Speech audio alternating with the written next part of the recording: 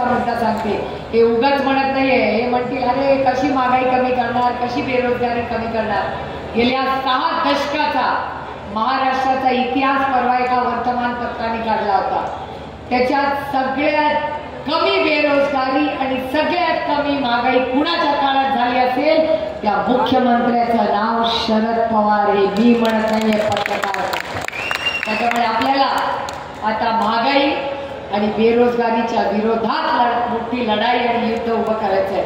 मी शब्द तुम्हाला देते, परवा उद्धवजींनी पण दिलेला आहे की आम्ही महागाई कमी करणार, आम्ही बेरोजगारी कमी करणार आणि यांचा भ्रष्टाचार मधून आम्ही महाराष्ट्राला मुख्यमंत्री आम्ही पूर्णपणे त्यांना हद्दपार करणार. फक्त तुम्हाला एकच विनंती, अडचणीत आलेल्या प्रत्येक शेतकऱ्याची सरसकट कर्जमाफी आम्ही करणार, काही काळजी करू नका. आणि अडचणीत आलेला शेतकरी कोणी आणला? या भारतीय जनता पक्षाने त्यांच्या मित्र पक्षांनी आणला सगळं. अरे वीज पण कमी केली आणि काय टाकली त्याच्यात माहितीये का? काय वीज फुकट येत नाही. सांगितलं आधीचे पैसे असतील तर देणार नाही, बरोबर का नाही? सगळी फसवणूक. अरे फडणवीस नाही म्हणले रे, मी फसवणीस म्हणले. हो पत्रकारांनो, मी फडणवीस नाही म्हणाले, मी फसवणीस म्हणाले. ही पोरं काय करू.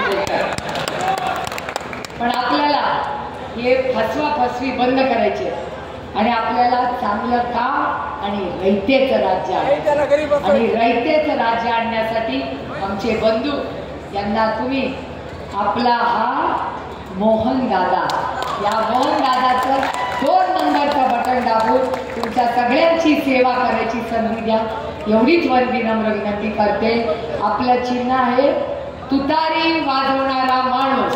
आणि आपल्याला आता मोहन दादांना जाहीर पाठिंबा देण्यासाठी प्राध्यापक ईश्वर मुंडेजी आलेले आहेत. ईश्वर मुंडेजी मनपूर्वक आभार.